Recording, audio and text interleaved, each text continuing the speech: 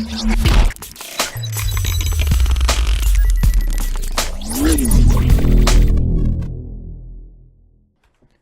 YouTube, I'm Jean and welcome to Crypto Picks. So today I'm going to talk about my second favorite coin after EVX.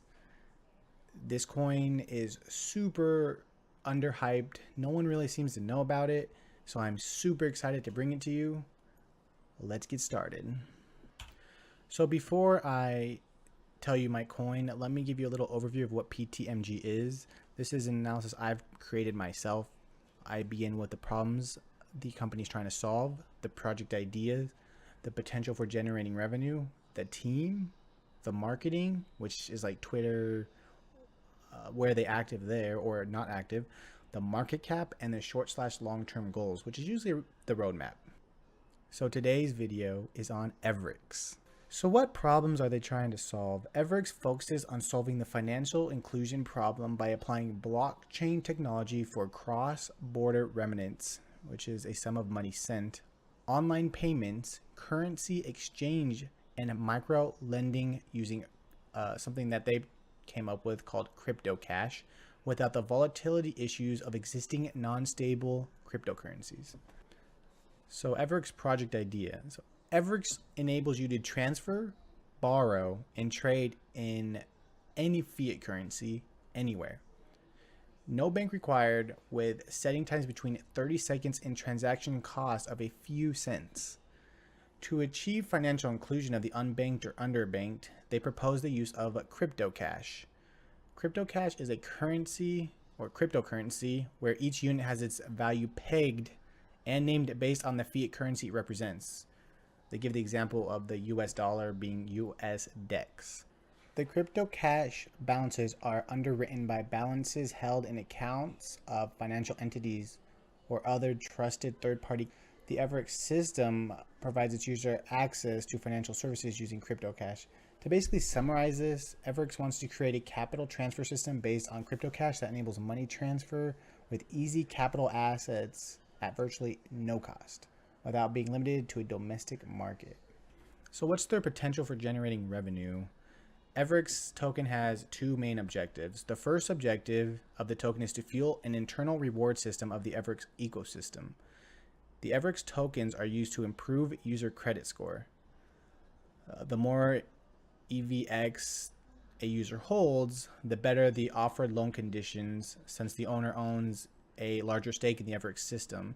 It's similar to actual cash in a bank account. At least that's how I look at it. If I have $1 million, it's probably a little easier for a bank to give me a car loan or a house loan than if I have nothing.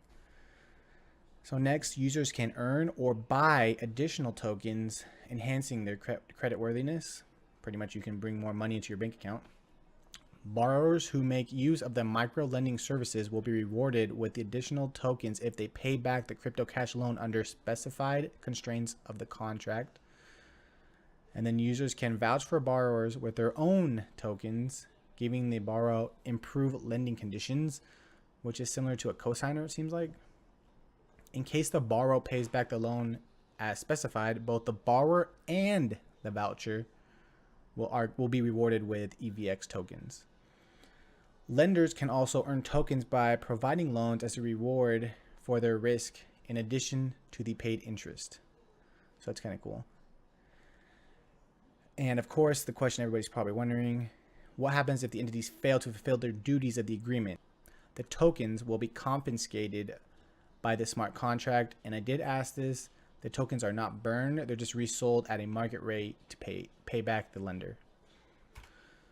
So the token's second objective is to implement a governance voting system. The token holders vote on how much the Everex funds are allocated for token buyback on a regular basis.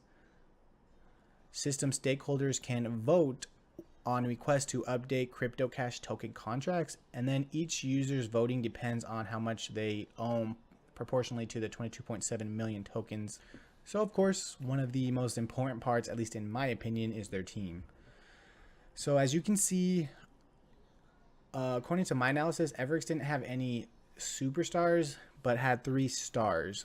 So first is their co-founder and CEO, Alexi Lane. He has significant experience as a financial advisor at Morgan Stanley for 3.5 years. Next is the Inclusion Finance Director, Jean Baptiste. His star experience is NPO manager at Nokia. Maybe could have got superstar for there. I gave him star. It's probably because he didn't have as much experience in terms of years as I would wanted. My final star is, I believe his name is My Dog Porn. Dong Porn. Their banking relationship manager. He worked at Comcast for 2 years as a data integrity specialist. So all three guys have actually good experience working at big companies, but it's not a lot of experience. So I didn't give him superstar status for that. Something interesting, if you go to Everex LinkedIn page, they seem to have quite a few more employees than are listed on their website. So I'm wondering, and I'm assuming that they just put their big dogs on the website so you can kind of get an idea who is managing the project.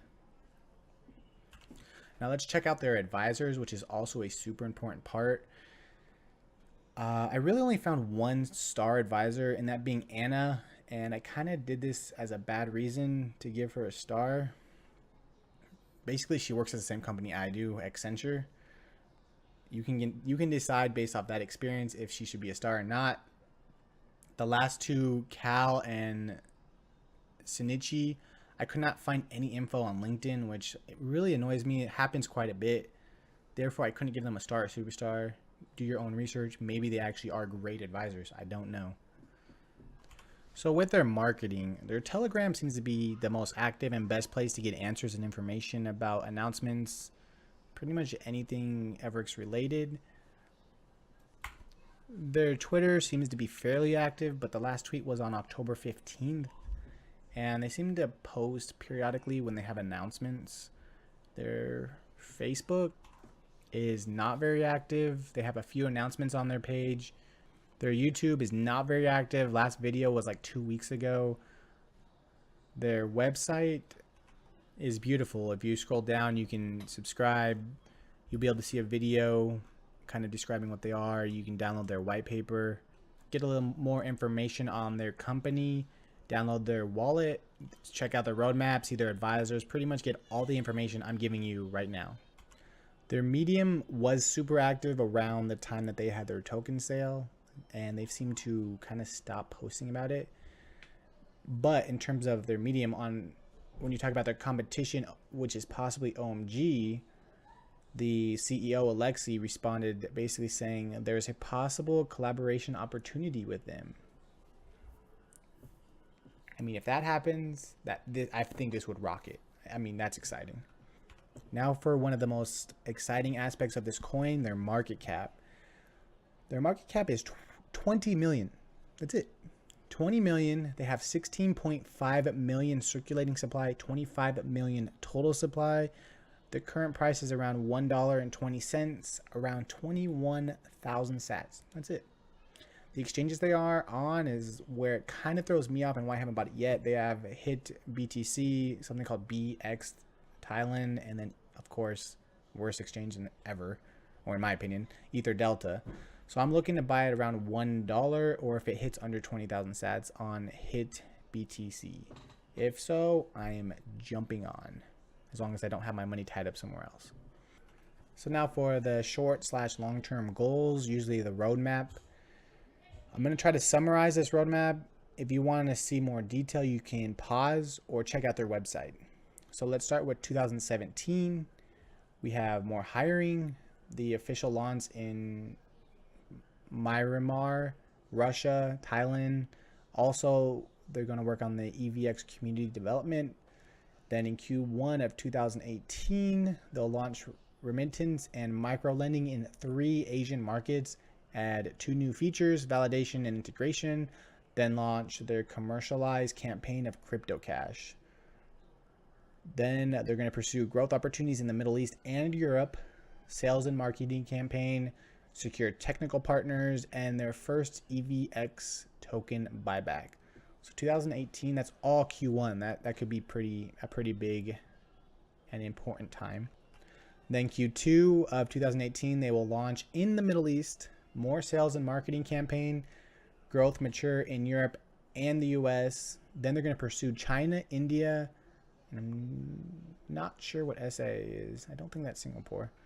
Strengthen their regulatory framework compliance, establish hardware partnerships and easy cash in / cash out networks in select markets.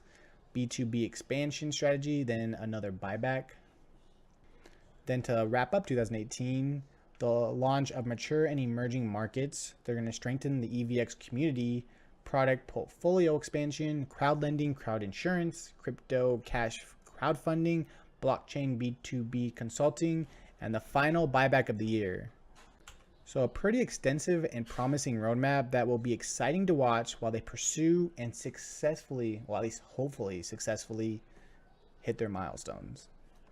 So to summarize Everex, this is, in my opinion, one of the biggest sleeper coins currently on the market, especially, this is a key point, if they get a partnership with OMG.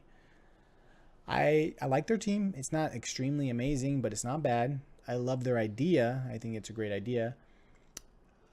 And I personally plan on going big on this coin. Once it hits under that 20K sats or under $1, I'm just going to throw as much money as I have left on this coin. Again, it's my second favorite coin after 0x. So this is definitely a company that I think you should keep an eye on and invest if this excites you. Invest wisely and do your own research. Well, that concludes my PTMG analysis of Everex. Hopefully you enjoyed watching this. You can see that they have value. You can see why I'm super hyped about them. I have a Facebook group that's also super hyped about them. Market cap is super low. Potential is huge, especially if they get on board with OMG. So click that like and subscribe button right here. Thanks again, and I'll see you next time.